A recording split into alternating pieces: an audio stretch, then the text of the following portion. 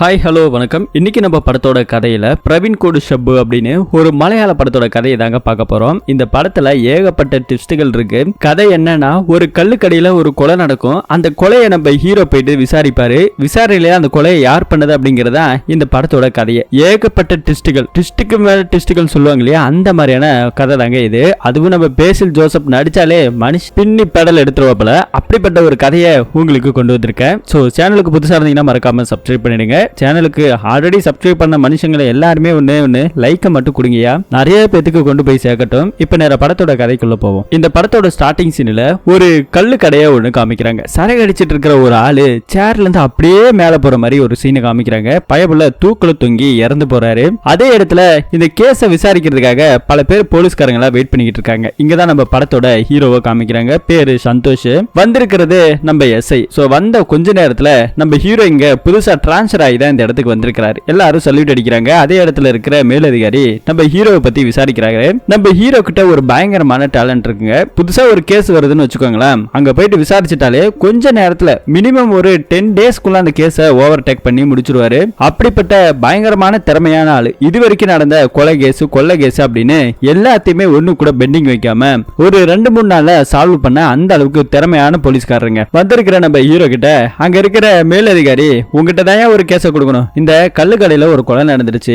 அந்த கொலையை யார் பண்ணாங்க அப்படிங்கிறது தெரியல. எந்த ஒரு தடயமும் கிடைக்கல. நீ தான் போயிட்டு அதை விசாரணை பண்ணணும்னு சொல்றாரு. ஆனா அதே நேரத்துல நம்ம ஹீரோக்கு ஒரு பிரச்சனை இருக்கு. என்னன்னா, சின்ன வயசுல இருந்து அவங்க அப்பா குடிச்சிட்டு வந்து அவங்க அம்மாவை போட்டு அடிக்கிறது துன்புறுத்துறதுன்னு இப்படியே வாழ்க்கை போய்கிட்டு இருந்ததால ஒரு கட்டத்துல அவங்க அம்மா இறந்தே போயிருக்கிறாங்க. அதனால கல்லுக்கடை வாசனை சாராய வாசனை கண்டாலே எனக்கு ஆகாது சார், இந்த கேஸ் மட்டும் வேண்டாம் அப்படிங்கிற மாதிரி சொல்றாரு. யோ என்னையா நீ புதுசா ரெக்கமெண்டேஷன்ல வந்திருக்கிற இந்த இடத்துக்கு டிரான்ஸ்பர் ஆகி இதை போயிட்டு விசாரிக்க மாட்டேன்னு சொல்ற, நீதான் அதுக்கு சரியான ஆளு, நீதான் இந்த கேஸை விசாரிக்கணும்னு நம்ம ஹீரோ கிட்ட சொல்லிட்டு போறாரு அழுத்தம் திருத்தமா. அதே இடத்துல திரும்ப இங்க நம்ம ஹீரோ ஒரு பிளாஷ்பேக்ல சொன்னார் இல்லையா, அவங்க அம்மா இறந்து போயிட்டாங்கன்னு. அதை நம்ம ஹீரோ சின்ன வயசுல பாக்குற மாதிரி நமக்கு காமிக்கிறாங்க. அதை நினைச்சு நம்ம ஹீரோ கொஞ்சம் வெக்ஸ் ஆகி போய் கிடக்கிறாரு. கொலை நடந்த அந்த பார்ல போயிட்டு விசாரணையை மேற்கொண்டிருக்கிறார். விசாரணையில அன்னைக்கு நைட்டு எவன்லாம் சரக்கு அடிச்சானோ, அந்த பார்ல எவன்லாம் இருந்தானோ ஒட்டுமொத்த பேரையும் அள்ளி தூக்கி போட்டுட்டு வந்து தனித்தனியா விசாரிக்கிறாங்க. இங்க முதல்ல சுனில்னு சொல்லிட்டு ஒருத்தரை விசாரிக்க ஆரம்பிக்கிறாங்க. என்ன நடந்துச்சு, ஒழுங்கா உண்மையை சொல்லு, நீ அந்த இடத்துல தானே இருந்த, இந்த சரக்கு தானே அடிச்ச, இந்த பர்ஃபியூம் தானே நீ போட்டிருக்க, உனக்கு இதுக்கு முன்னாடி இந்த பிரச்சனை இருக்குதுன்னு நம்ம ஹீரோ புட்டு வைக்கிறாப்புல. அங்க இருக்கிற ஒட்டுமொத்த போலீஸ்காரங்களுமே ஆடி போறாரு. நம்ம ஹீரோ அதுல தானே பிரில்லியன்ட். சோ அன்னைக்கு என்ன நடந்துச்சுன்னு சொல்லி கேட்டா, அன்னைக்கு எல்லாம் இவங்க சீட்டாடுன்னு சொல்லி முடிவு பண்ணிருந்தாங்களா. ஒவ்வொருத்தவங்களும் எல்லாரும் சரக்க போட்டுட்டு இருந்தாங்க. அதே இடத்துல கொலை நடந்தது இல்லையா, இறந்து போன பாபு கொம்பன் அவனோட பேரு அது. அவன் தான் இறந்து போயிட்டான். அன்னைக்கு அவன் உள்ளதான் தனியா நின்னு சரக்கு அடிச்சிட்டு இருந்தான். அந்த பாரோட ஓனருமே கூட அவன் தான். அவன் உள்ளுக்குள்ள இருக்கும்போது நாங்களாம் சரக்கு அடிச்சிட்டு இருந்தோம். அப்போ ஒரு 2 வயசானவங்க போயிட்டு சண்டை போட்டு இருக்காங்க. சண்டை போட்டுட்டு ஒருத்த மாத்தி ஒருத்த அடிச்சுக்கிட்டு இருக்கும்போது தான் அங்க தூக்குல தொங்கிட்டு இருக்கிறத பாத்துருக்காங்க. அதுக்கப்புறம் தான் கத்தி இருக்காங்க அப்படிங்கிற மாதிரி சொல்றாங்க. அந்த தொங்கிட்டு இருக்கிற ஆளை முதல்ல பார்த்த அந்த நபரையும் கூப்பிட்டு விசாரிக்கிறாங்க. இவன் ஒரு பொண்ணை காதலிச்சிருக்கான். இவங்க ஆயா ஆப்பா சொல்றதுக்கு கல்லு கட்டுதான், அதுக்காக தான் நான் வந்தேன், மத்தபடி எனக்கு எது தெரியாது சார், அவங்க தான் சண்டை போட்டுட்டு இருந்தாங்க அப்படின்னு சொல்றாங்க. சரி, அந்த டெட் பாடியை யார் இறக்குனதுன்னு சொல்லி கேட்டா, அதே இடத்துல வேலை பார்க்கிற கண்ணன் சொல்லிட்டு ஒருத்தர் தான் இறக்கிருக்கிறாரு. அது மட்டும் இல்ல சார், இந்த கொம்பா இருக்கான் இல்லையா பாபு கொம்பன், அவனோட பேரு ஆள் அந்த அளவுக்கு முரடன் சார், நிறைய துப்பாக்கி எல்லாம் வச்சிருக்கான் அப்படின்னு சொல்லி இங்க ஒருத்தர் பேசிக்கிட்டே இருக்கிறாரு. அதே நேரத்தில் அந்த கொம்பா இருக்கான் இல்லையா, இறந்து போன பாபு கொம்பன், அவன் பயங்கரமான ஆளுங்க. ஒரே ஆளா ஒட்டுமொத்த பேரை அடிக்கக்கூடிய ஒரு பயங்கரமான முரட்டை கட்டாவன். சோ அவனை பத்தி இங்க பேசிக்கிட்டு இருக்காங்க. அதுக்கப்புறம் அன்னைக்கு நைட்டு என்ன நடந்ததுன்னு சொல்லி இங்க இருக்கிற ஆளு சொல்ல ஆரம்பிக்கிறாங்க. அந்த கொலை நடந்ததுக்கு அப்புறம் அந்த கண்ணன்கிறவன் தான் அந்த டெட் பாடியை இறக்கிருக்கிறாங்க. கயிறை கட் பண்ணி தான் இறக்கிருக்கிறாங்க, அவுக்க முடியலையா. அதுக்கப்புறம் தான் போலீஸ்க்கு இந்த ஆளு சுனில் போன் பண்ணிருக்காரு. போன் பண்ணதுக்கு அப்புறமும் பொதுவா இவங்களா டைம் முடிஞ்சதுக்கு அப்புறம் உள்ளுக்குள்ள சீட் ஆடுவாங்களா. அப்படி சீட் ஆடும்போது பார் எல்லாம் க்ளோஸ் பண்ணி சாவியை உள்ள வைக்கிறது வழக்கம். அப்படி உள்ள வச்சிருக்கும் போது மெயின் டோர் ஓபன் ஆகவே இல்லை அப்படின்னா வெளியால யாருமே உள்ள வந்து கொலை பண்றதுக்கான வாய்ப்புகள் கிடையாது. அப்படியே இருந்தாலும் அந்த பாபு உட்கார்ந்து இருக்கிற பின்டோர் வழியாவும் யாரும் வரல. ஏன்னா எந்த ஒரு பொருளுமே உடைக்கல, அதுவும் லாக்கில தான் இருந்தது. அப்படின்னா என்ன அர்த்தம்னா, அன்னைக்கு நாங்க எல்லாம் ஒட்டுமொத்தமா இருந்தல்ல, எங்களுக்குள்ள இருக்கிற யாரே ஒரு ஆளு தான் பாபுவை கொலை பண்ணிருக்காங்க. முன்விரோத காரணம் யாருக்கு இருக்குதோ அவன் தான் கொலை பண்ணிருக்குன்னு சொல்லிட்டு சுனில் அங்கேயே முடிவு பண்ணிருக்காரு.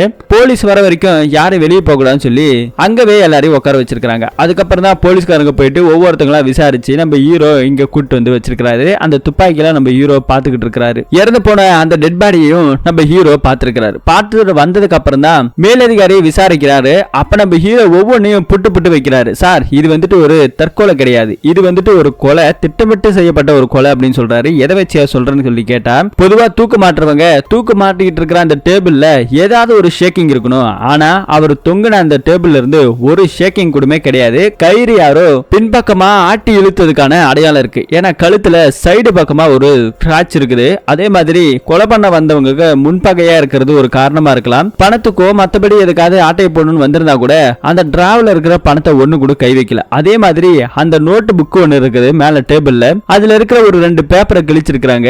அப்ப யாரு உள்ள வந்திருக்காங்க, கிழிச்ச பேப்பருமே அந்த இடத்துல இல்ல அப்படின்னு சொல்லி ஒவ்வொன்னா புட்டு புட்டு வைக்கிறாரு நம்ம ஹீரோ. அதே மாதிரி வெளியே இருக்கிற ஆளு யாருமே உள்ள வரல. ஒருவேளை உள்ள வந்திருந்தா கூட அவங்க முன்கூட்டியே உள்ள வந்திருக்கணும். அதுக்கான வழியை விட்டது இந்த பாருக்குள்ள இருக்கிற யாரோ ஒரு ஆளு தான் அப்படிங்கறதையும் நம்ம ஹீரோ கண்டுபிடிச்சிருக்கிறாரு. ஏன்னா கொலை நடக்கிறதுக்கு முன்னாடி கொஞ்ச நேரத்துல இவங்க சாத்தினாங்க இல்லையா கதவை, சாத்திட்டு சீட் ஆடுற அந்த நேரத்துல மழை பெஞ்சிருக்கு. சோ ஒருவேளை அந்த கொலைகாரங்க அந்த டைம்ல வந்திருந்தா கூட மழை பெஞ்ச சேறு சகதியும் படிக்கட்டுல கால் தடயமா இருந்திருக்கும். சோ அது இல்ல அப்படின்னா முன்கூட்டியே ஆளு செட் பண்ணப்பட்டிருக்குது.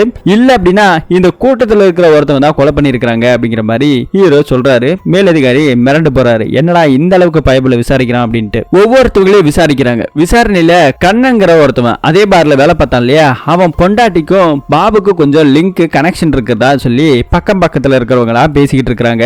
அது ஒரு சீனாவை நமக்கு காமிக்கிறாங்க. பார்ல ஒவ்வொரு தடவை இருக்கும்போது அந்த பாபு வந்திருக்கிற கொஞ்ச நேரத்துல பின்னாடியே அந்த கண்ணனோட வைஃப் ஒருத்தி இருக்கிறா. அவளோட பேரு மினிண்டா.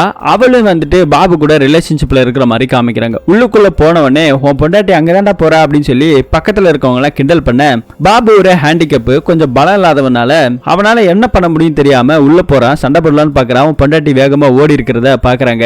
அதுவும் அரகுற துணியோட சேலையை மேல போத்திட்டு போறான். இது எல்லாத்தையும் பாத்துக்கிட்டு இருக்க நம்ம கண்ணனுக்கு பொண்டாட்டி மேல கொஞ்சம் வெறி வருது. அதனாலேயே பொண்டாட்டி எல்லாம் அதிகமா வீட்டுல போயிட்டு அடிக்கிறது துன்புறுத்துறதுன்னு ஒரு பக்கம் இருக்குது. இப்ப அந்த மெனிண்டான்னு ஒருத்தர் இருந்தா இல்லையா கண்ணனோட வைஃப், அவளை கூப்பிட்டு வந்து நம்ம ஹீரோ விசாரிக்கிறாரு. விசாரணையில உன்னை எல்லாமே தெரிஞ்சுதான் அங்க கூப்பிட்டு வந்திருக்கேன், உனக்கும் பாபுக்கும் கொஞ்சம் கனெக்ஷனாமே லிங்காமே அப்படி என்ன அப்படின்னு சொல்லி கேட்டா, அப்படிலாம் எதுவுமே கிடையாது, உங்க வீட்டுக்காரர் உன்னை அடிப்பானமே கேஸ் கூட நான் விசாரிக்கிறேன் அப்படின்னு சொல்லி அந்த பொண்ணு கிட்ட நம்ம ஹீரோ வலிகிறாரு. என் வீட்டுக்காரர் அதெல்லாம் எதுவுமே பண்ண மாட்டாரு, தேவையில்லாமலாம் நீங்க விசாரிக்க வேண்டாம் அப்படிங்கிற மாதிரி சொல்றாங்க. இப்ப இருக்கிற இந்த மெனிண்டா அவரோட ஹஸ்பண்ட் கண்ணனோட வாழ்றது இல்லையா, பிரிஞ்சு வந்துட்டாங்க. ஒரு கட்டத்துல ரொம்ப அடிச்சு ஹாஸ்பிட்டல் அட்மிட் பண்ற லெவலுக்கு போயிடுச்சு. அதுல இருந்து 2 பேரும் பேசிக்கிறது இல்ல. அது மட்டும் இல்லாம ஒரு நாள் அவன் பொண்டாட்டி வீட்டுல தனியா இருக்கும்போது பாபு அங்க போயிருக்கிறான். இந்த விஷயம் நம்ம கண்ணனுக்கு யாரும் சொல்லிருக்காங்க. கோபத்தோட போய் அவன் பொண்டாட்டி அடிக்கலான்னு போகும்போது பாபுவே இது பாரு நீ நினைக்கிற மாதிரிலாம் ஒண்ணு கிடையாது, நான் காசு கொடுக்கதாண்டா வந்தேன்னு சொல்லும்போது உன்னை நான் நம்பினேன், நீயே எனக்கு துரோகம் பண்றே அப்படின்னு சொல்லும் போது கூட கண்ணனை தள்ளி விட்டு அந்த பாபு அங்க இருந்து போறான். அவன் பொண்டாட்டியுமே உள்ள போறான். போடி போ, எவ்வளவு நாள் இப்படி எல்லாம் நடக்கும், ஒரு நாள் உன்னை வச்சுக்கிறான் அப்படிங்கிற மாதிரி சொல்லும் போது அக்கம் பக்கத்துல இருக்கவங்க எல்லாம் உன்னாலதான் நடக்க முடியல, எதுவும் செய்யவும் முடியல, அவனாவது பண்றானேன்னு சந்தோஷப்பட்டுட்டு போடா, ஊர் உலகத்துல யாரும் பண்ணா தேடா பண்ணிட்டு இருக்காங்க அப்படின்னு சொல்லி எல்லாரும் நம்ம கண்ணனை ஒரு மாதிரி கேவலமா பாக்குறாங்க. இது நம்ம கண்ணனுக்கு ஒரு மாதிரி ஆயிடுது. அதனால நீ கொலை பண்ணிட்டியாடா பாபுன்னு சொல்லி கேட்டா, சார் சத்தியமா சொல்றேன், எனக்கு என் பொண்டாட்டி மேல ஒரு கோபம் இருக்குது, அதே மாதிரி பாபு மேலேயும் கொஞ்சம் கோபம் இருக்குதா, இல்லன்னு சொல்லல, அதுக்காக நான் அவனை கொலை பண்ணல. கொலை நடந்த அன்னைக்கு நான் அதே இடத்துல தான் உட்கார்ந்து இருந்தேன், எல்லார்கிட்டயும் நான் சீட் அடிக்கிட்டு தான் இருந்தேன், நீங்க வேணா விசாரிச்சு கூட பாருங்க, அந்த இடத்த விட்டு நான் எந்திருக்கல அப்படிங்கிற மாதிரி இவரும் சொல்றாரு. நீ பண்ணல அப்படின்னா பாபுவை வேற யார் பண்ணிருப்பாங்க சொல்லி ஹீரோ கேட்டா, பாபுக்கு வெளிய இடத்துல நிறைய எதிரிங்க இருக்கிறாங்க. இதுக்கு முன்னாடி இருந்த அந்த கல்லு கடை வேற ஒருத்தவன்ட்ட இருந்து அடிச்சு பிடிங்கி தான் இந்த இடத்துக்கே வந்திருக்கலாம். அப்படி இருக்கும்போது நிறைய இடத்துல சண்டை நடந்தது. ஒரு தடவை பார்ல இருக்கிற எல்லாத்தையும் உடைச்சிட்டாங்க. அதே பார்ல ஒரு பொண்ணு ஒருத்தி வேலை பார்க்கறா. அந்த பொண்ணு கிட்டயும் இவரு ரிலேஷன்ஷிப்ல இருப்பாரு. இப்படி ஆளு கொஞ்சம் பாடி கார்டா இருக்கிறதால ஒவ்வொரு பொண்ணுங்களும் இவரை பார்த்தோன்னே மயங்கிடுவாங்க. அப்படிதான் என் பொண்டாட்டியும் மயங்கி விழுந்துட்டான்னு சொல்லி கண்ணன் சொல்றாரு. ஒரு தடவை பார்ல சண்டை நடக்க அங்க இருக்கிற பொருள் எல்லாம் உடைச்சதால கடுப்பாய் போன நம்ம பாபு என்ன பண்ணிருக்காருன்னா போய் எல்லாத்தையும் அடி அடின்னு அடிச்சிருக்காரு. அந்த ஃபைட்டுக்கு அப்புறமும் கெத்தா ஒண்டியா நின்னதுல இருந்து தான் கண்ணனோட வைஃப் இவரோட உடம்பு கட்டுமஸ்தான இந்த உடம்ப பார்த்து விழுந்திருக்கிறா. இது எல்லாத்தையும் சொல்லிக்கிட்டு இருக்காங்க. அதே இடத்துல ஹீரோ டீ எல்லாம் குடிக்கிறாங்க. நீ மட்டும் உண்மையை சொல்லிட்ட அப்படின்னா உனக்கு நாங்க சாப்பிடறதுக்கு டீ எல்லாம் கொடுப்போம் அப்படிங்கிற மாதிரி சொல்லிக்கிட்டு இருக்க, ஹீரோ பேசுற பாஷாவில பார்த்து நீங்க திருவனந்தபுரமா அப்படின்னு சொல்லி நம்ம கண்ணனை கேட்கிறான். அதுக்கு நம்ம ஹீரோ ஆமா எப்படி கண்டுபிடிச்சேன்னு சொல்லி கேட்டா, சார் நீங்க பேசுற பாஷையிலே தெரியுது நீங்க அந்த ஊருக்கு சேர்ந்தவங்க தான் அப்படின்னு சொல்லி இந்த கண்ணன் கண்டுபிடிச்சிருக்கிறாரு. அதெல்லாம் இருக்கட்டும், நீ எப்படி உன் மனைவியை கல்யாணம் பண்ண, அரேஞ்ச் மேரேஜ் தானே அப்படின்னு சொல்லி கேட்டா, சார் அதெல்லாம் இல்ல லவ் மேரேஜ் அப்படிங்கிற மாதிரி சொல்றாரு. எப்படியா கரெக்ட் பண்ணு சொல்லி ஹீரோ கேட்டா, ஆரம்பத்துல அந்த பொண்ணு தான் வந்து நம்ம கண்ணன் கிட்ட லவ் எல்லாம் சொல்லி இருக்குது. அதுக்கப்புறம் 2 பேரும் ஒன்னா சுத்தி இருக்கிறாங்க, பழகி இருக்கிறாங்க, அதுக்கப்புறம் கல்யாணத்தையும் பண்ணி இருக்கிறாங்க. ஆனா ஒவ்வொரு தடவை நம்ம கண்ணன் வீட்டுல இல்லாத நேரம் ஒவ்வொருத்தரும் வீட்டுல வந்து ருசி பார்த்திருக்கிறான். இது நம்ம கண்ணனுக்கு பிடிக்காம சந்தேகப்பட்டு வீட்டை சுத்தி கவர் பண்றது, கேட்ட போடுறது அப்படின்னு அவ யார்கிட்டயாவது போன் போன்ல பேசிட்டு போனாலும் அந்த போனை எடுத்து நோண்டி பாக்குறதுன்னு நாளுக்கு நாள் சந்தேகம் அதிகமா போயிடுச்சு. இப்படிலாம் ஒரு கண்டத்துல இருக்கும்போது 10 வருஷத்துக்கு அப்புறமும் குழந்தை இல்லாம இருந்திருக்குது. ஊர்ல இருக்கிறவங்க தப்பா பேசினாங்க. 10 வருஷத்துக்கு அப்புறம் தான் அந்த பொண்ணு கன்சீவா இருக்கா. ரொம்ப சந்தோஷமாவும் ஹாப்பியாவும் இருந்திருக்காங்க. ஆனா அந்த சந்தோஷமா ஹாப்பினஸும் கொஞ்ச நேரம் கூட இல்ல, அந்த கரு கலைஞ்சிருக்குது. அதுக்கப்புறம் குழந்தை பிறக்காது அப்படிங்கிற மாதிரி சொல்லிட்டாங்க. அதுவும் இல்லாம அந்த குழந்தைக்கு நான் அப்ப இல்லைன்னு சில பேர் சொன்னாங்க. அது எனக்கு பிடிக்கல, அதனால சண்டையில தான் அந்த மாதிரி ஆயிடுச்சு அப்படிங்கிற மாதிரி கண்ணனும் இங்க சொல்லிக்கிட்டு இருக்கிறாரு. அடுத்து அதே இடத்துல இருக்கக்கூடிய ஒரு மாஸ்டர், ஒரு வாதியார் இருக்கிறாரு. அவரை கூப்பிட்டு நம்ம ஹீரோ விசாரிக்கிறாங்க. கண்ணன் வந்துட்டு அன்னைக்கு சீட்டாடிட்டு உங்க கூட தான் இருந்தானா அப்படின்னு சொல்லி கேட்டா, சார் ஆமா சார், அவன் ஏந்தே போகல, அங்கதான் இருந்தான், நாங்க எல்லாரும் ஒன்னாதான் இருந்தோம், அவன் தான் இறந்ததுக்கு அப்புறம் போயிட்டு இந்த கழுத்தெல்லாம் அவுத்து விட்டான் அப்படிங்கிற மாதிரி சொல்றாங்க. அவன் எங்கேயுமே போகலன்னு சொல்லி ஒவ்வொருத்தவங்களும் அதை தான் சொல்றாங்க. அப்போ இந்த கண்ணன் வந்துட்டு எதுவுமே பண்ணலையே அப்படின்னு சொல்லி கேட்டா, கண்ணனை பத்தி வேற என்னெல்லாம் இருக்கு, அவன் என்னெல்லாம் வேலை பார்ப்பான்னு சொல்லி கேட்டா, அவன் எல்லா வேலையும் பார்ப்பான் சார், எந்த வேலையா இருந்தாலும் விட்டு வைக்க மாட்டான், மேஜிக்லாம் கூடவே அவனுக்கு தெரியும் அப்படிங்கிற மாதிரி சொல்லும்போது, ஓ மேஜிக்லாம் அவனுக்கு தெரியுமா அப்படின்னு சொல்லி அதை பத்தி கேட்க ஆரம்பிக்கிறாங்க. கையும் காலையுமே கட்டிக்கிட்டு ஆத்துல குதிச்சு அங்க இருந்து தப்பிச்சு வர்றது, புறாய வச்சுக்கிட்டு சில்லற காசா பறக்க வர்றது, ஸ்டூல்ல ஒரு பொண்ணை உட்கார வச்சு அந்த நபரையே காணாம போற வைக்கிறதுன்னு இப்படின்னு ஏகப்பட்ட மேஜிக்கெல்லாம் தெரியும். அந்த மேஜிக்கை எல்லாத்தையுமே ஒவ்வொருத்தங்கள்ட்ட சொல்லியும் கொடுத்திருக்கிறாரு நம்ம ஹீரோ. அதுவும் குறிப்பா அந்த சுனிலுக்கு சொல்லி கொடுத்திருக்கிறாரு. இன்னொரு பக்கம் இந்த கேஸ்ல யார் தான் கொலைகாரா அப்படிங்கறத நம்ம ஹீரோவால கண்டுபிடிக்க முடியல. 7 நாள் ஆயிடுச்சு. இதுல மேலதிகாரி வந்து கண்டபணிக்கு திட்டுறாரு. பேசாம நீலாம் அவன் காலை பிடிச்சி நக்கிட்டு கிடக்கிறதாண்டா லாக்கி, பேசாம அவனை கூட்டு வச்சு கஸ்டடியில வச்சு தோலை உரிச்சுனா அந்த கண்ணன் தான் பண்ணிருப்பான் அப்படிங்கிற மாதிரி இங்க இருக்கிற மேலதிகாரி சொல்றாரு. சார் வயலன்ஸ் எல்லாம் கையில் எடுக்க முடியாது அப்படிங்கிற மாதிரி நம்ம ஹீரோ சொல்றாரு. ஹீரோவோட பாலிசி என்னன்னா, ஒரு நபரை அடிக்காமலே அவன் வாயில இருந்து உண்மையை வர வைக்கிறதா. மேலதிகாரி இந்த காட்டை காட்டிட்டு போறாரு இல்லையா, என்ன பண்றதுன்னு தெரியாம ஹாலு முழிச்சிட்டு இருக்கிறான். சரின்ட்டு இப்போ கண்ண வைஃப் அவங்க பிரிஞ்சு தானே இருக்காங்க, அந்த வீட்டுக்கு போயிட்டு அவங்கள பார்க்கலாம்னு சொல்லி போறாரு. போகும்போது அதே இடத்துல அந்த பார்ல வேலை பார்க்குற ஒருத்தவங்க இருக்கிறாங்க.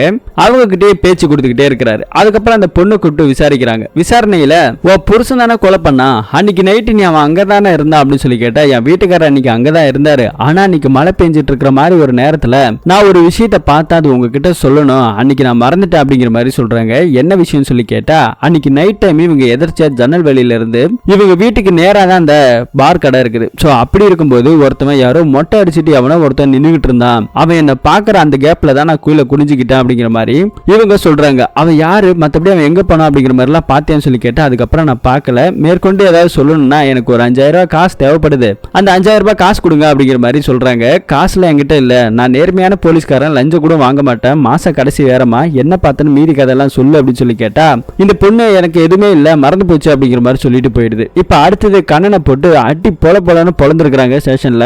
வயலன்ஸ் எல்லாம் கையில எடுக்காதீங்கன்னு சொல்லி ஹீரோ திரும்பவும் திட்டுறாங்க. பேசாம உண்மையை சொல்லிடுடா அப்படின்னு சொல்லி கேட்டா, அவன் திரும்பவும் இன்னொரு கதையை சொல்றான். இதுக்கு முன்னாடி பாபு இந்த பார் கடையை வாங்குறதுக்கு முன்னாடி 2 பேத்துக்கு கூட சண்டை போட்டு இருந்தாரு. அதுல ஒரு நபர் இறந்து போயிட்டாரு. அவர் எப்படி இறந்தாருங்கிறது யாருக்குமே தெரியாது. ஆனா ஒண்ணு சார், இதுக்கு முன்னாடி இருந்த எஸ்ஐக்கும் நம்ம பாபுக்கும் ரொம்ப லிங்க் கனெக்ஷன் இருக்கு, டிஎஸ்பி வரைக்கும் பழக்க வழக்கங்கள் இருக்கு, அரசியல் சப்போர்ட் இருக்குது, அதனால அவர் தான் கொலை பண்ணிருப்பாங்கன்னு எல்லாருக்கும் தெரிஞ்சும் கூட யாருமே பெருசா எதுவுமே பண்ணல. அந்த கொலைக்கும் இப்போ நடந்திருக்கிற பாபுவோட கொலைக்கும் ஏதோ ஒரு லிங்க் இருக்குது அப்படிங்கிற மாதிரி எல்லாம் சொல்லிக்கிட்டு இருக்காங்க. சோ அந்த கல்லு கடையை நம்ம பாபு அடிச்சுதான் வாங்கியிருக்கிறாங்க. அன்னைக்கு நைட்டே ஒரு நபர் வந்து சண்டை போட்டிருப்பாரு, அவரையுமே அதே இடத்துல போட்டு பொலன்னு பொழந்து எடுத்திருப்பான் பாபு. சோ இப்படிலாம் நடந்திருக்கிறத நமக்கு இங்க காமிக்கிறாங்க. நம்ம ஹீரோக்கு யார் தான் கொலை பண்ணிருப்பாங்க அப்படிங்கறத கண்டுபிடிக்கவே முடியல. தலையெல்லாம் வலிக்குது. ஆளு என்ன பண்றது தெரியாம மேலே கீழமா ஓடிக்கிட்டே இருக்கிறாரு. ஓடிக்கிட்டே இருக்கும்போது தான் நம்ம ஹீரோக்கு ஒரு விஷயம் மைண்ட்ல அப்படியே ஓடிக்கிட்டே இருக்குது. அப்போ கண்ணனோட வைஃப் ஒருத்தி சொன்னா இல்லையா, ஒரு மொட்டையன்னா அந்த இடத்துல நின்னுட்டு இருந்தான், என்ன பார்க்கும்போது நான் குனிஞ்சுக்கிட்டேன் அப்படின்னு சொன்னாங்கல்ல. ஒருவேளை அந்த மொட்டையன் சுனிலா இருப்பானோ, ஏன்னா அவன் சொட்டையனா தான் இருக்கிறான், அது அந்த பொண்ணு கண்ணுக்கு மொட்டையனா கூட தெரிஞ்சிருக்கலாம் அப்படிங்கிற மாதிரி யோசிக்க ஆரம்பிக்கிறாரு. அதே மாதிரி ஓடிக்கிட்டே இருக்கிறாரு. ஒருவேளை அந்த மொட்டையன் சுனில் தான் என்ன பண்ணிருக்கணும், இவங்க பாருக்குள்ள வர்றதுக்கு முன்னாடியே வேணும்னே கதவை பூட்டி சாவியை மட்டும் அங்க வச்சிருக்கணும், கதவை பூட்டாம விட்டுருக்கணும். மழை வர்றதுக்கு முன்னாடியே அவங்க கதவை திறந்து பாபு இருக்கிற அந்த ரூமுக்கு போயிருக்கணும். அப்ப அங்க இருக்கிற ஆளுங்க எல்லாரும் சேர்ந்துதான் பாபுவை கொலை பண்ணிருக்கணும். அதே மாதிரி அவங்க அழகா வெளியே போனதுக்கு அப்புறம் கதவை சரியா சாத்திட்டு வரேன்னு சொல்லிட்டு கூட இவன் பூட்டிட்டு வந்திருக்கலாம் அப்படின்னு சொல்லி நம்ம ஹீரோ கெஸ் பண்றாரு. அப்ப இந்த கொலையை பண்ணது கண்ணன் இல்ல, சுனில் தான் அப்படிங்கிற மாதிரி இங்க நம்ம ஹீரோ பேசிக்கிட்டு இருக்கிறாரு. இந்த கொலையை மறைக்கிறதுக்காக தான் அவனே போலீஸ்க்கு போன் பண்ணிருக்கான். நாம தான் கொலை பண்ணிட்டோம்னு சொல்லி யாருக்கு சந்தேகம் வரக்கூடாதுன்றதுக்காக உள்ளுக்குள்ள இருக்கிற யாரோ ஒரு ஆள் தான் பாபுவை கொலை பண்ணிட்டாங்கன்னு சொல்லி இவரா ஒரு டிராமாவை கதை கட்டி விட்டுருக்காரு. அதுவும் இல்லாம அதே இடத்துல சில பேருக்கு சண்டையும் வந்திருக்குது. இது எல்லாத்துக்குமே காரணம் இன்னைக்கு ஆடின சீட்டு இவங்களா பிளான் பண்ணி தான் பண்ணிருக்கணும் அப்படிங்கிற மாதிரி சொல்லிக்கிட்டு இருக்காங்க. அந்த பொண்ணு மிரிண்டா சொன்ன மாதிரியே அந்த ரோட்ல போற வர இடத்துல எல்லாமே சிசிடிவி ஃபுட்டேஜ் எல்லாம் செக் பண்றாங்க. ஒரு இடத்துல மட்டும் சிசிடிவி கேமரா இருக்குது. சோ அந்த கேமரா பாருக்கு போற வழி தான் இருக்குது. சோ சுனில் யாரையாவது கொலை பண்றதுக்காக ஆளுங்களை கூட்டு போயிருக்கானு சொல்லி செக் பண்றாங்க. ஆனா அவன் போகும்போது எம்டியா புல்லட்ல தான் போயிருக்கான், வரும்போது எம்டியா தான் போயிருக்கான். சோ அவன் இருக்கிறதுக்கான வாய்ப்பு இல்ல. அந்த பொண்ணு ஏதோ ஒன்ன குழப்பி இருக்குது அப்படிங்கிற மாதிரிலாம் நமக்கு இங்க காமிக்கிறாங்க. கண்ணனை வேற வெளியே விட்டுருக்காங்க. கண்ணன் அந்த பக்கம் போயிட்டு இருக்கும்போது அவன் பொண்டாட்டி ஆப்போசிட்ல வரான். பயபுள்ள ஏதாவது நம்மள அடிப்பானு சொல்லி பயந்துகிட்டே போறாங்க. ரெண்டு பேரும் பிரிஞ்சு வேற இருக்காங்க இல்லையா. அவனும் எதுவும் பேசல, இந்த பொண்ணு எதுவும் பேசல. அப்படியே ஒருத்தர் மாத்தி ஒருத்தங்க கிராஸ் ஆகி இந்த பக்கம் வந்துட்டு இருக்காங்க. மேலதிகாரி வேற பயங்கரமா திட்டுறாரு. திரும்பவும் நம்ம ஹீரோ மெரிண்டாவை பாக்குறதுக்காக போயிருக்கிறாரு. அன்னைக்கு நீ ஏதோ சொன்னல, மீதி எல்லாம் சொல்லலாம் அப்படின்னு சொல்லி கேட்டா அன்னைக்கு எதுவுமே ஞாபகம் இல்ல அப்படின்ற மாதிரி அந்த பொண்ணு திரும்பவும் சொல்லுது. அது இல்லாம நம்ம ஹீரோ உனக்கு 5000 ரூபாய் காசு தானே நான் கொடுக்குறேன், அன்னைக்கு எனக்கு சம்பளம் வரல மாச கடைசி அதனாலதான் அப்படின்னு சொல்லி இந்த பொண்ணு கிட்ட நம்ம ஹீரோ சொன்னாலும் இல்ல என் வீட்டுக்கார பிரிஞ்சு வந்துட்டேன், அந்த வீட்டுல இருக்க முடியல, ஒரு வாடகை வீடுக்கு தான் நான் பிடிச்சிருக்கிறேன், அந்த வாடகை வீட்டுக்கு ஒரு 5000 ரூபாய் காசு கொடுக்கணும், அதுக்காக அட்வான்ஸ் கொடுக்கறதுக்கு தான் உங்கள்கிட்ட அன்னைக்கு கேட்டேன், அதனால நீங்க தரல, அதுக்கப்புறம் நான் அரேஞ்ச் பண்ணிக்கிட்ட ஒன்னும் பிரச்சனை இல்லை அப்படிங்கிற மாதிரி இந்த பொண்ணு சொல்லி இருக்குது. அன்னைக்கு என்ன நடந்துச்சு அப்படின்னா அங்க இருக்கிற மொட்டையன் வேற யாருமே இல்ல, அந்த சுனில் தான் வந்தான், சில அடியாளுங்கள்ட்ட ஏதோ சில விஷயத்தை கொடுத்தான், அதை நான் பார்த்தேன் அப்படிங்கிற மாதிரி இந்த பொண்ணு சொல்லுது. இப்ப நம்ம ஹீரோக்கு பயங்கரமான ஒரு எவிடன்ஸ் கிடைச்சிருக்குது. சோ அப்ப இந்த கொலை பண்ணது கண்டிப்பா நம்மளோட கெஸ் படி சுனிலா தான் இருக்கணும் அப்படிங்கிற மாதிரி சொல்றாங்க. ஆனா எவிடன்ஸ் தான் இன்னும் கிடைக்கல. இப்ப அதே நேரத்துல நம்ம கண்ணனை காமிக்கிறாங்க. அவன் தூரத்துல இருந்து வாட்ச் பண்ணிக்கிட்டே இருக்கிறான். நம்ம ஹீரோ அவங்க பொண்டாட்டி கிட்ட பேசுறதையும் பாக்குறான். அவன் என் பொண்டாட்டியே ரூட் விட்டுட்டு இருக்கானுங்கடா, அவங்களுக்கு வேற வேலை இல்லையா அப்படிங்கிற மாதிரி நம்ம கண்ணன் நினைச்சிட்டு திரும்ப சுனில பாக்கணுங்கிறதுக்காக ஒரு இடத்துல வெயிட் பண்ணிட்டு இருக்கான். சுனில அதே இடத்துக்கு வரான். சுனில கிட்ட ஒரு முக்கியமான விஷயத்தை பத்தி பேசணும் அப்படிங்கிறதுக்காக கூப்பிட்டு இருக்கான். ஏதோ ஒரு ரகசியமா. அது என்ன ரகசியம் அப்படின்னா போலீஸ்காரங்க விசாரணையில ஒரு கொலை நடந்துச்சு, அந்த கொலைக்கும் பாபு கொலைக்கும் ஏதாவது ஒரு லிங்க் இருக்கும் அப்படிங்கிற மாதிரி நம்ம கண்ணன் சொல்லியிருப்பார் இல்லையா. அது இல்லாம போலீஸ் கிட்ட சொல்லக்கூடாத ஒரு முக்கியமான ஒரு விஷயத்த இங்க சுனில் கிட்ட சொல்றாரு. கொஞ்ச நாளைக்கு முன்னாடி இறந்து போன பாபு ஒரு நபரை ஆத்தங்கரையில அமுக்கி கொலை பண்ணி இருக்கிறாரு. அந்த வழியா போய்கிட்டு இருக்கிற நம்ம கண்ணன் அதை பார்த்திருக்கிறாரு. பார்த்தத பாபும் பார்த்துறாரு. என்னடா வெளியெல்லாம் போய் சொல்லுவே அப்படின்னு சொல்லி மிரட்டி இருக்காரு. இல்ல நான் சொல்ல மாட்டேன் அப்படின்னு கண்ணன் அங்கிருந்து பயந்து போய் வந்திருக்கிறாரு. அது மட்டும் இல்லாம அந்த இறந்து போன நபர் இருக்காலே ஆத்துல அமுக்கி, அந்த இறந்து போன நபர் வேற யாருமே கிடையாதுங்க, நம்ம ஹீரோவோட அப்பா. சோ அப்போ இங்க இருக்கிற எஸ்ஐ அவனோட பையன், அதை விசாரிக்கணுங்கிறதுக்காக தான் இங்க வந்திருக்கிறான். ஒருவேளை பாபு கொலை பண்ணது அவனா கூட இருக்கலாம் அப்படிங்கிற மாதிரி இங்க கண்ணை நம்ம சுனில் கிட்ட சொல்றான். என்னடா கேம் ஆடுறியா இல்ல ஏதாவது உளறியா அப்படின்னு சொல்லி கேட்டா உளரல, அவங்க கிட்ட நான் பேசும்போது திருவனந்தபுரமா அப்படின்னு சொல்லி நான் கேட்டேன், அதுக்கு அவன் ஆமா அப்படின்னு தான் சொன்னான் அப்படிங்கிற மாதிரி இங்க இருக்கிற கண்ணன் சொல்றான். ஒரு டைம் விசாரிக்கும் போது கேட்டிருப்பாரு இல்லையா, அதுதான். அது இல்லாம அவனோட பேரு சந்தோஷ், பக்கத்துல சீஜன் இருந்தது. சோ அதோட இனிஷியல் கரெக்டா தான் இருக்குது, அவனோட பையன் தான் அது. அது இல்லாம இந்த இடத்துக்கு டிரான்ஸ்பர் வாங்குறது கேட்டே வந்திருக்கான். இந்த கேஸையும் அவன் ஏன் எடுத்து விசாரிக்கணும், பழி வாங்குறதுக்கு தான் அப்படிங்கிற மாதிரி சொல்றாங்க.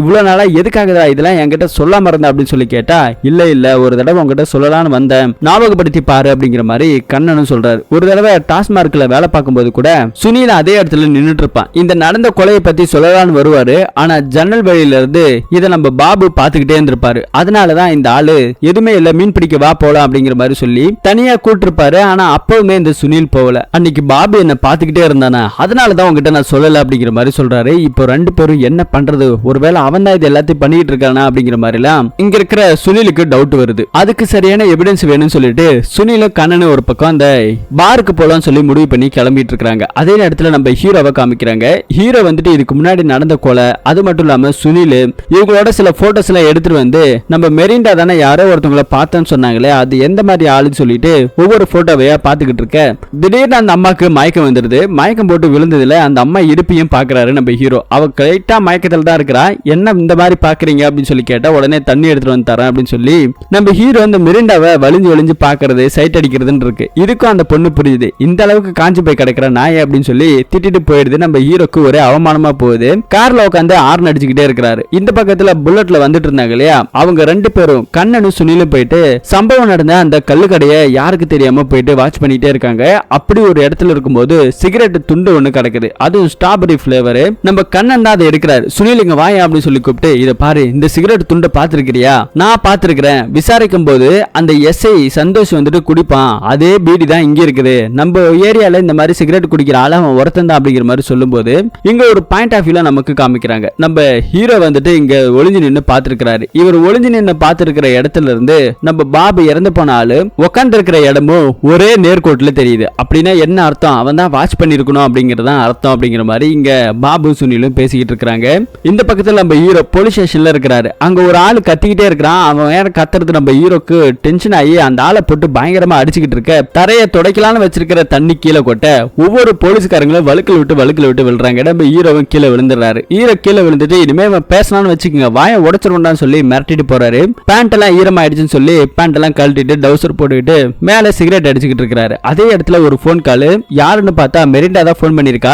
நான் அவகிட்ட சொன்ன விஷயம் யாருக்கே தெரிஞ்சிருச்சுன்னு நினைக்கிறேன். ஒருவேளை அவன் தான் என்ன கொலை பண்ண வந்திருக்கான்னு நினைக்கிறேன். தூரத்துல இருந்து கல்லு விட்டு கடைசி வீட்டு கண்ணாடியை உடைச்சிட்டான். இப்ப டோர் எல்லாம் லாக் பண்ணிட்டு இருக்கேன். நீ எங்க இருக்க? சீக்கிரமா வா அப்படிங்கிற மாதிரி சொல்றான். நம்ம ஹீரோ இந்த உடனே வரேன்னு சொல்லிட்டு போட்ட ட்ரவுசரோட அங்கிருந்து கீழே இறங்கி வந்து வண்டி எடுத்துட்டு வந்துகிட்டே இருக்கிறாரு. எவ்வளவு நேரம் வருவ? சீக்கிரம் வந்து தொலையா அப்படின்னு சொல்லி ஒரு பக்கம் திட்டிக்கிட்டு இருக்க. ஏண்டி வந்துகிட்டு தானே இருக்கிறேன், பைக்ல தான் வந்துகிட்டு இருக்கேன் அப்படின்னு சொல்லும் போது என்ன சைட் அடிக்கணும் என்ன ரசிக்கணும்னா மட்டும் எங்க இருந்தாலும் ஓடி வரல. இப்ப மட்டும் ஏன்டா லேட்டா வர? அவன் என்ன கொன்னுடுவான்டா அப்படின்னு ஒரு பக்கம் இந்த பொண்ணு கத்திக்கிட்டு இருக்க. நம்ம ஹீரோக்கு வழி தெரியாம நின்னுட்டு இருக்கான். நான் இங்க நிக்கிற எந்த பக்கம் வரணும் அப்படின்னு சொல்லி கேட்டா, ஏன்டா முட்டாள் நீ தானே நிக்கிற, உனக்கு தெரியாத எந்த பக்கம் வரணும்னு? என்னடா கேள்வி கேட்கிற? பயத்துல நான் தான்டா இருக்கிறேன் நீ இல்ல அப்படின்னு சொல்லி கேட்டாலும் சரி ஒன்னும் பயப்படாத நான் இன்னும் கொஞ்ச நேரத்துல வந்துருவேன் அப்படின்னு சொல்லிட்டு ஒரு பக்கம் இவரு வேகமா பைக்ல போயிட்டு இருக்காரு. அதே நேரத்துல சுனில் ஒரு பக்கம் பைக்ல வந்துட்டு இருக்கான். யாரோ கையை காட்டுற மாதிரி தெரியுது. யாருன்னு பார்த்தா கண்ணன். அவரோட கை காலெல்லாம் அடிபட்டு இருக்குது. என்னையா ஆச்சு அப்படின்னு சொல்லி கேட்டா, இல்ல நான் வந்துகிட்டு இருந்தேன். ஒரு ஸ்கூல் பஸ் என்ன ஃபாலோ பண்ணிக்கிட்டே வந்தது. அவன் என்னை இடிக்கிறதுக்காகவும் கொலை பண்றதுக்காகவும் தான் பிளான் பண்ணா. என்னை பயன்படுத்துற மாதிரி இருந்துச்சு. ஒரு கட்டத்துல என்னை இடிச்சு ஒரு பெரிய புதர்ல தள்ளி விட்டான். அதுக்கப்புறம் இந்த வண்டி போனதுக்கு அப்புறம் தான் என்ன செத்துட்டான்னு நினைச்சிருப்பான் போல. ஆனா நான் சாகல. அங்க இருந்து வேஞ்சு வந்துட்டான். அதுல அடிபட்டது தான் இது. யாரையா அப்படின்னு சொல்லி கேட்டா தெரியல, ஒரு ஸ்கூல் பஸ் அப்படிங்கிற மாதிரி தான் இந்த பக்கம் நம்ம கண்ணை சுனில் கிட்ட சொல்லிக்கிட்டு இருக்கிறான். இந்தாண்ட நம்ம மெரிண்டா இருக்கா இல்லையா, அவ வீட்டுல இருந்து வேற தூரத்துல இருந்து பார்த்தா ஏதோ ஒரு மாஸ்க் போட்டிருக்கிற ஒரு நபர் பயன்படுத்துற மாதிரியே இருந்திருக்குது. அவன் மாஸ்க் எல்லாம் போட்டு வந்திருக்கான் அப்படிங்கிற மாதிரி சொல்லிக்கிட்டு இருக்க சரியான நேரத்துக்கு நம்ம ஹீரோ அந்த இடத்துக்கு வந்துடுறாரு. வந்ததுக்கு அப்புறம் அங்க யாருமே இல்ல. துப்பாக்கி எல்லாம் வச்சுட்டு ரொம்ப நேரம் உட்கார்ந்து இருக்கிறாரு. உட்கார்ந்து இருக்கிற அந்த இடத்துல இருந்து நம்ம மெரிண்டா இந்த துப்பாக்கி உண்மையாலுமே சுடுமா அப்படின்னு சொல்லி கேட்டா, சுடுறதுல நான் எக்ஸ்பர்ட், கோல்டு மெடலிஸ்ட், என்ன பார்த்து இப்படி கேட்டிருக்கிற பாத்தியா அப்படின்னு சொல்லும்போது அந்த ஆள் உங்க வருவதை பார்த்துட்டு தான் ஓடி இருப்பான்னு நினைக்கிறேன் அப்படின்னு சொல்லிட்டு இங்க இருக்கிற மெரிண்டா பேசிக்கிட்டு இருக்கு. அதே இடத்துல நம்ம ஹீரோ உட்கார்ந்து இருக்கிறாரு. திரும்பவும் நம்ம கண்ணனும் சுனில் நேரா அந்த கல்லு கடைக்கு தான் போறாங்க. அங்க உட்கார்ந்து இருக்கிற ஒரு இடத்துலயும் கயிறு கட்டி எப்படி இவங்க இழுத்துருப்பாங்க அப்படிங்கிற மாதிரி பாக்குறாங்க. ஏன்னா கொலை நடந்தது ஒரே நபரம் அவரால் தூக்க மாட்டிக்கல, யாரோ கொலை பண்ணிருப்பாங்க. அதுவும் நம்ம ஹீரோ தான் கொலை பண்ணிருப்பாங்க சொல்லி கண்ணன் சொன்னார் இல்லையா. ஒருவேளை இந்த மாதிரி தான் கயிறு கட்டி இழுத்துருக்குன்னு சொல்லிட்டு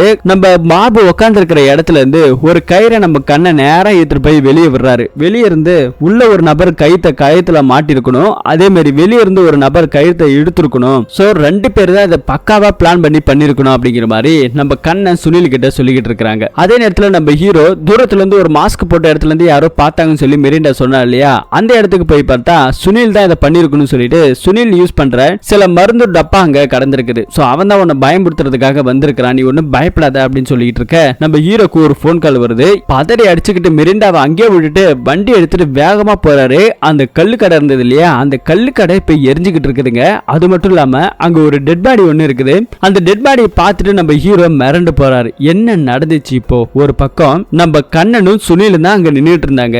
பாபுவை எப்படி கொலை பண்ணிருப்பாங்கன்னு சொல்லி செய்கை காமிச்சிட்டு இருந்தாரு நம்ம கண்ணன். இப்ப அந்த கல்லு கடையை எரிஞ்சுக்கிட்டு இருக்குது. அதுவும் இல்லாம இங்க ஒரு டெட் பாடி இருக்கு இல்லையா, இந்த டெட் பாடி பார்த்து நம்ம ஹீரோ ஏன் ஷாக் ஆகிறாரு. அப்படியே இங்க படம் நிக்குது. இப்போ ஒரு கிளைமாக்ஸ், ஒரு பிளாஷ்பேக்கு போகுது. கண்ணை சுனில் கிட்ட சொல்லிக்கிட்டு இருந்தா இல்லையா, கண்டிப்பா உள்ள ஒருத்தவன் கயிறை பாபு கிட்ட போட்டிருக்கணும், வெளியே இருந்து ஒரு நபர் கழுத்தை கட்டி இழுத்துருக்கணும்னு. இப்ப இதுல சுனில் கண்டுபிடிச்சிட்டாரு. ஏன்னா கண்ணன் வந்து ஒரு பயங்கரமான மெஜிஷியன். சோ மேஜிக் எல்லாம் பயங்கரமா பண்ணுவான். மேஜிக்ல இருக்கிற ஒரு ட்ரிக் என்னன்னா அந்த தந்திரத்தை வெளியே சொல்லக்கூடாது. ஆனா பல தடவை கண்ணன் தாங்கிட்ட இருக்கிற மேஜிக் வித்தைகளை சுனில் கிட்ட சொல்லி கொடுத்துக்கிட்டே இருந்திருப்பான். இப்போ சுனிலுக்கு ஒரு டவுட் என்னன்னா, இந்த கல்லு கடையா அன்னைக்கு நான் பூட்டிட்டேன், உள்ள யாருமே வரலன்றது எனக்கு நல்லாவே தெரியும். கடைசியா பாபுக்கு சரக்கு கொடுத்தது நீதான். அப்படி கொடுக்கிற சரக்குல ஒருவேளை நீ மயக்க மருந்தை கடந்திருக்கணும் அப்படிங்கிற மாதிரி சொல்லி இருக்கிறாரு. என்னடா என்னைய சந்தேகப்படுறேன்னு சொல்லி கேட்டா, ஆமா, ஏன்னா டிபார்ட்மெண்ட் சப்போர்ட்டோட சந்தோஷங்க வந்திருக்கிறதுக்கான வாய்ப்பு இல்ல. அப்படி வந்திருந்தாலும் நமக்கு எல்லாத்துக்குமே தெரிஞ்சிருக்கும். ஒரு கயிறை கட்டி ஒரு பிளான் பண்ணி இந்த அளவுக்கு கச்சிதமா நீ ஒரே ட்ரிக்ல சொல்றனா ஏன் இதை நீ பண்ணிருக்க கூடாது அப்படிங்கிற மாதிரி சுனில் கண்டுபிடிக்கிறாரு. ஒருவேளை நீ தான் இதை பண்ணிட்ட, அதனாலதான் அதை ஈஸியா சொல்ற அப்படிங்கிற மாதிரி பிளான் பண்றாரு. நீ தான் இந்த கயித்தை உள்ளுக்குள்ள இருந்து போட்டிருக்கணும், வெளியே இருக்கிறது உன் பொண்டாட்டி தான் அந்த கழுத்தை கட்டி இழுத்துருக்கணும் அப்படிங்கிற மாதிரி சுனில் இங்க சொல்லிக்கிட்டு இருக்கிறாரு.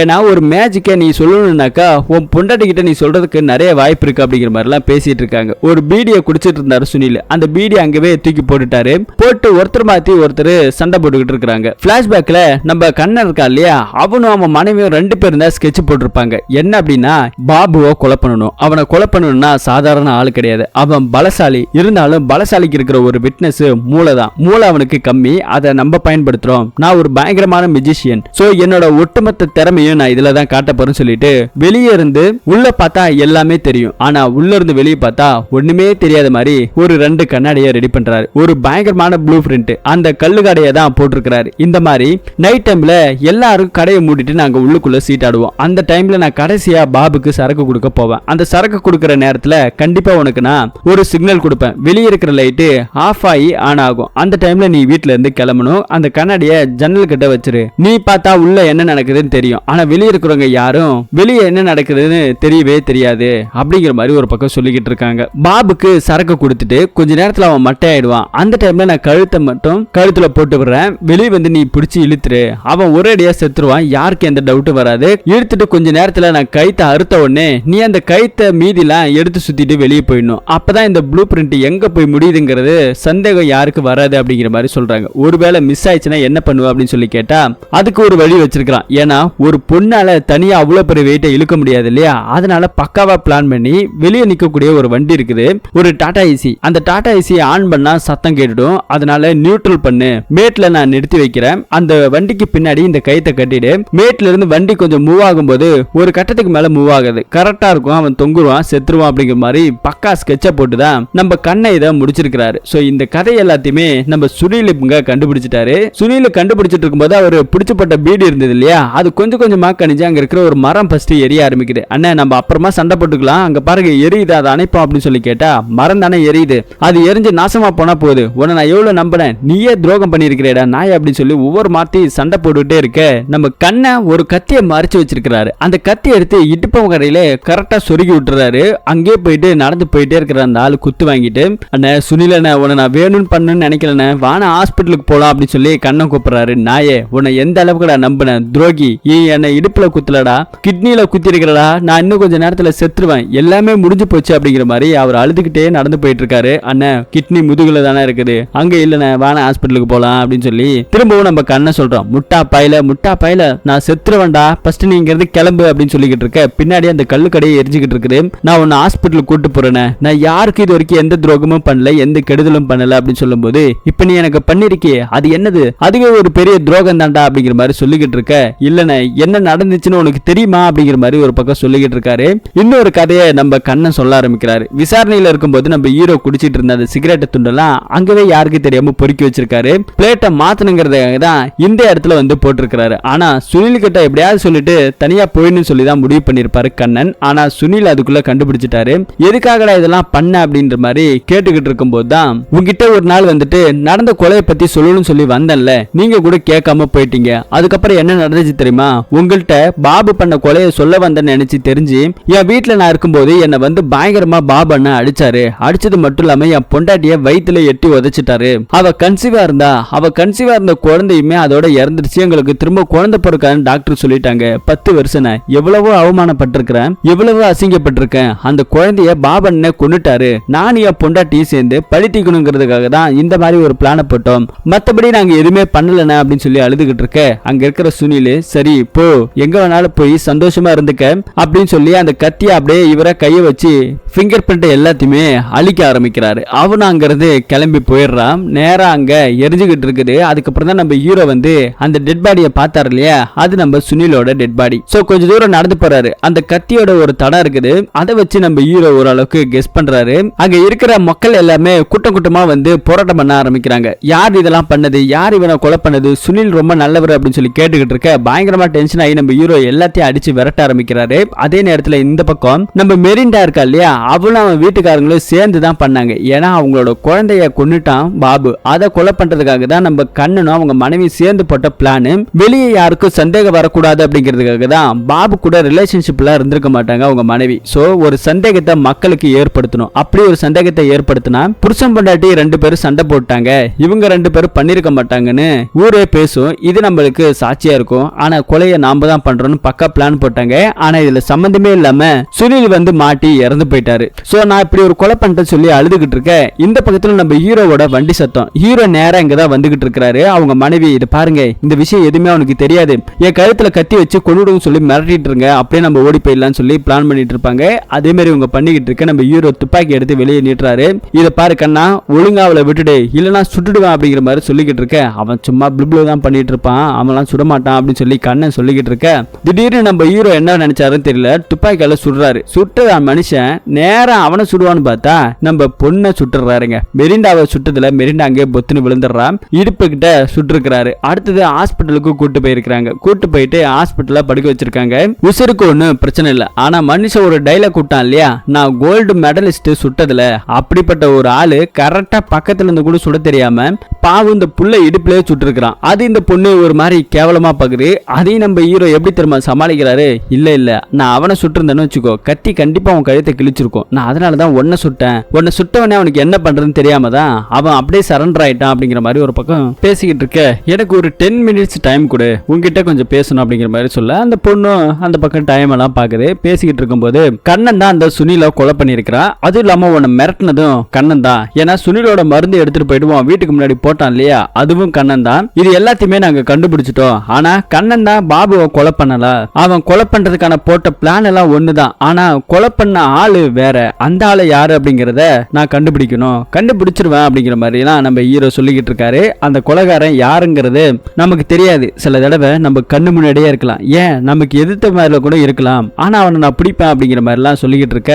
அந்த பொண்ணும் சரி சார் போய் பிடிங்க அப்படிங்கிற மாதிரி சொல்லுது. நம்ம ஹீரோ அந்த பொண்ணோட கையை அப்படியே பிடிக்கிறாரு. இது வந்துட்டு மேஜிக் ட்ரிக். சோ அந்த தந்திரம் என்னங்கிறது தெரியாம நாம கொலைகாரங்களா அவ்வளவு சீக்கிரமா பிடிச்சிட முடியாது, ஆனாலும் நான் பிடிப்பேன் அப்படிங்கிற மாதிரி சொல்லிட்டு இருக்கிறாரு. அதே மாதிரி ஒரு வில்லத்தனமான ஒரு சிரிப்பு சிரிக்கிறாருங்க. சிரிச்சுட்டு டைம் அப் அப்படிங்கிற மாதிரி சொல்லி இந்த படத்தோட கதையை முடிக்கிறாங்க. கொலைகாரங்க யாரு, இந்த பொண்ணை நம்ம ஹீரோ எப்படி கண்டுபிடிச்சிடுவாரா இல்ல அரெஸ்ட் பண்ணிடுவாரா அப்படிங்கிற மாதிரி டீட்டெயில படத்துல காட்டல. ஆனா ஆல்மோஸ்ட் நம்ம ஹீரோ கண்டுபிடிச்சிட்டாரு. இந்த பொண்ணை அரெஸ்ட் பண்றதுக்கு தான் வந்திருக்கிறாரு. அதனாலதான் அந்த பொண்ணோட கையும் பிடிச்சிருப்பாரு. ஒரு சீன்லயும் சொல்லியிருப்பாரு, இந்த மாதிரி கொலைகாரங்க நம்ம முன்னாடியே இருக்கலாம், எதிர்த்த போல கூட இருக்கலாம் அப்படிங்கிற மாதிரியும் சொல்லியிருப்பாரு. டைம் அப்னு சொல்றதுக்கு காரணமும் அதுதான். 10 நிமிஷம் பேசிட்டு அரெஸ்ட் பண்றதுக்காக தான் நம்ம ஹீரோ வந்திருக்கிறாரு. ஆல்மோஸ்ட் இந்த கேஸை ஃபைனல் பண்ணி முடிச்சிட்டாரு. சோ கண்ண ஒரு மேஜிக் வித்தெல்லாம் தெரிஞ்சவன். அவன் எந்த அளவுக்கு நம்ம மாட்டக்கூடாதுன்னு பக்காவா பிளான் பண்ணிட்டான். கடைசியில அவன் வாயே அவனுக்கு உழ வச்சிருச்சு. எப்பயுமே ஒரு மேஜிக் தந்திரத்தை வெளியே யாருக்கிட்டையும் சொல்லக்கூடாது, அதுதான் அந்த மேஜிக்ல இருக்கிற